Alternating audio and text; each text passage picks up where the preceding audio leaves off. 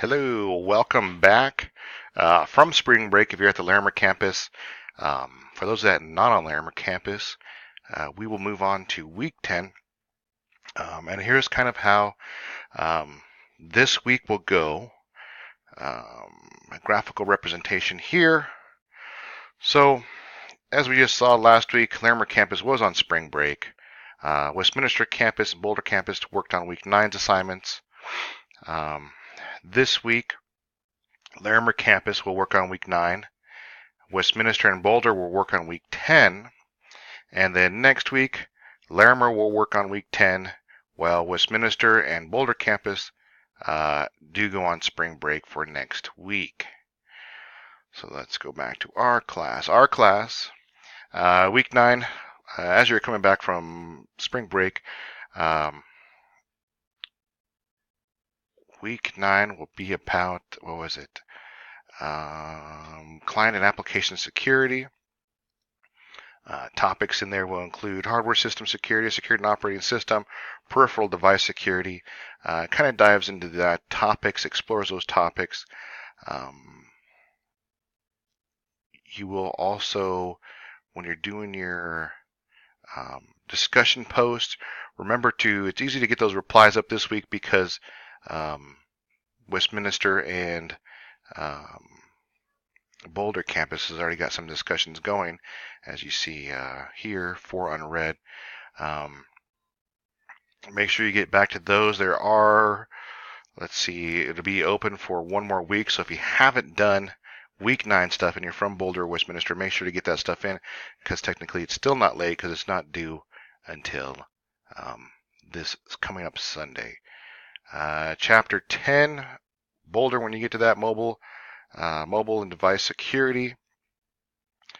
We cover topics of types of mobile devices, mobile device risks. One of my favorite things to talk about here is when we get into this and actually look at the device. A lot of people do the screen lock that has the swipe motion, and I always encourage students to take this on. If you have a device and use a screen swipe security, take a minute and look at the device itself and see if you can't see where you actually have a trail of where you swipe. Could an attacker also look at this? That's always a cool topic to look at. Now, and how exactly secure is your device? Look reflectively at this. Let's see. As you go into chapter 10, make sure to post.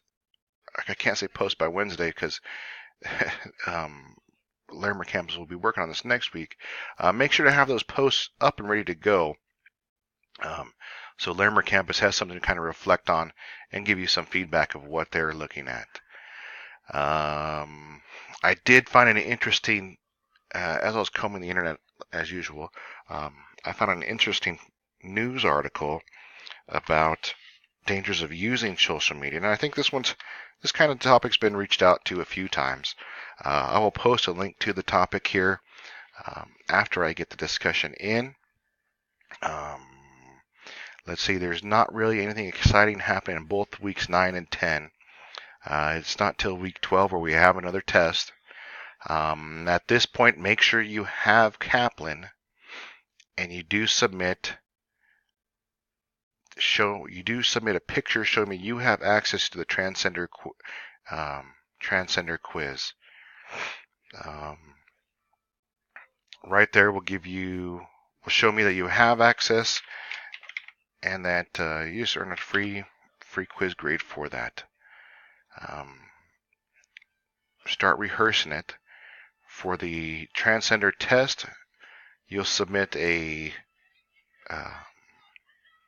video link. From that video link, you can host your video anywhere, but I just want the link. Downloading the file usually takes too long, or it's usually too big for D2L. But sending me that link, I can watch your test from there.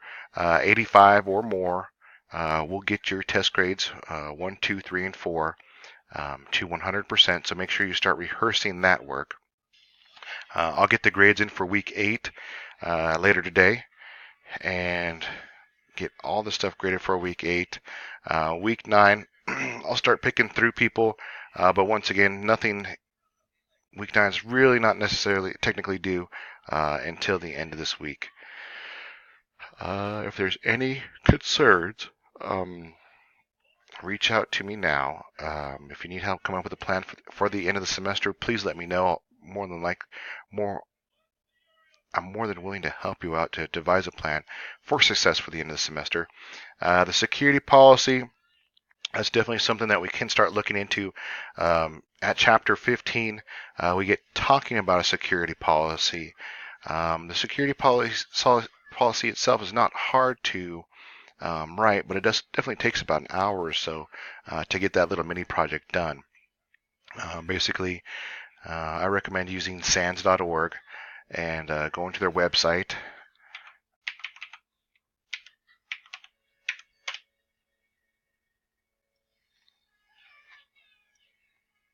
SANS.org, going to the website, and we can go here from, we can go to templates.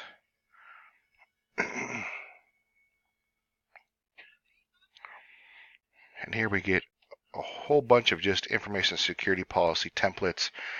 You will come up with one of these. Actually, you'll come up with 2 policies, whether it's information logging standards, technology equipment disposable policy. You can even get an idea of what you want to implement at your business.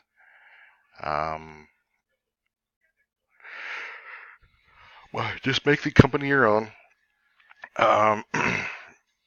It walks you through this. Please do not copy paste your stuff, but look at the structure of it. Overview, purpose, scope, what the policy is itself, and then key points of the policy. This one's definitely a lot bigger than what you need to turn in. Once again, just make up 2 policies, or just look at the policies already made and make something similar to that. I am also aware that online there is a security policy making pre-formatted templates. I saw a few students do them in the past. Feel free to use those because you're definitely looking through and assessing what would be used at your company. I'll look for the email for that too. But all it is like, I believe it's just a radial button form. You go through and click the radials and apply the necessary format to what you want. And then at the end, it just prints you off a PDF stating what your security policy is. And I think that'll wrap it up for today. I will check back here. I'll check back here later this week and see exactly how we're doing and take a look at those discussions. Have a great week and have fun starting at week 9 and week 10.